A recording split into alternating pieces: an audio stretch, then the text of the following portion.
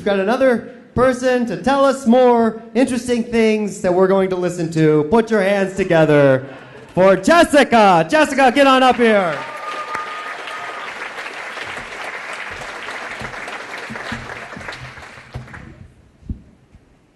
Hello. Hi, everyone. I'm Jess, and I'm a genetic biostatistician. Before deciding to go to grad school to study statistical genetics and genomics, I got a bachelor's degree in marketing, which, as you might imagine, is not a typical background for what I do now.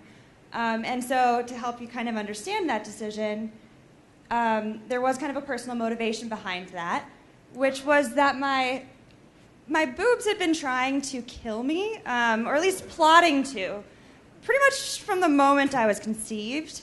And I didn't really like that. So, as I was finishing up the marketing degree that I decided I didn't really want, the first thing I did was I went and had a prophylactic double mastectomy with reconstruction. That is, in fact, a bunch of long words, which means that I had a complicated boob job.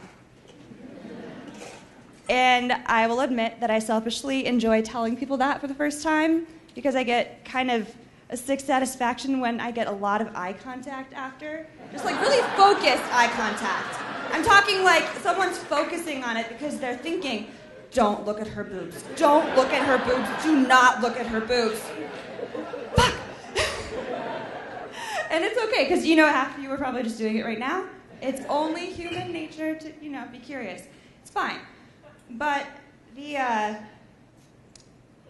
point of why I'm up here today is obviously, if I went through that, I have a genetic mutation in the BRCA2 gene. There are a number of different genes that elevate risk for breast and ovarian cancer. That's just the one that I was lucky enough to get.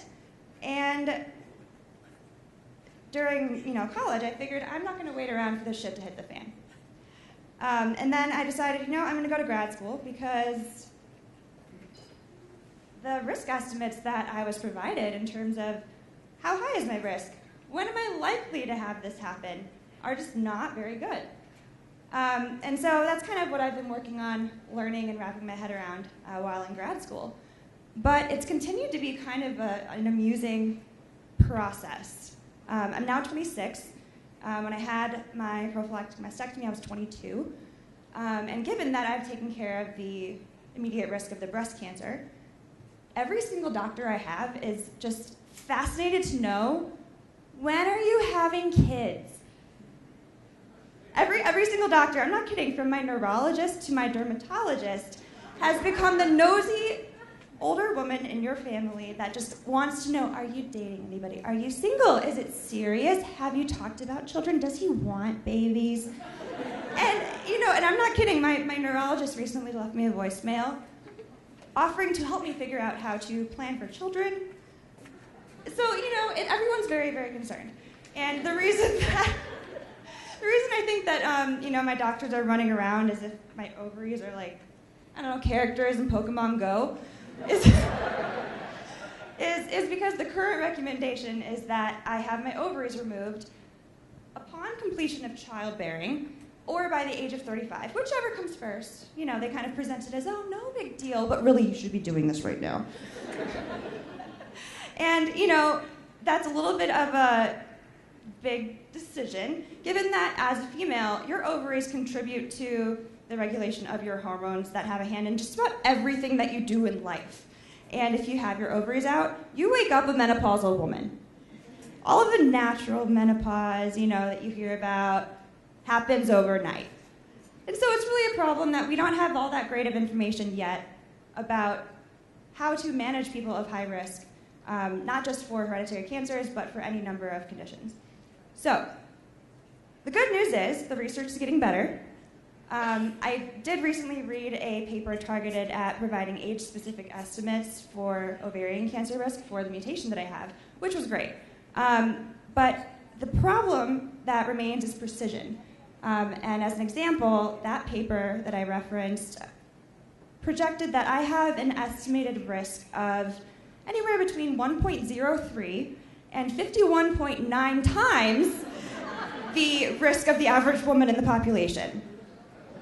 So, A for effort. We're going to keep trying. And it's a fantastic paper, and it's not the researcher's fault at all.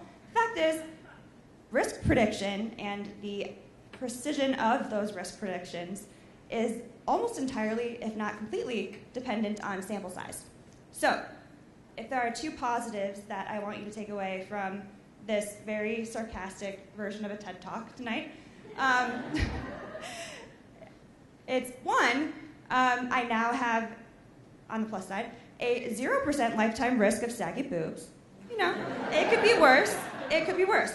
And two, if you want to further science, and I imagine that most of you in this room do, there's a really easy way to do it. If you're ever given the opportunity to participate in research, do it. You can provide a little bit of blood and help someone like me. Thank you.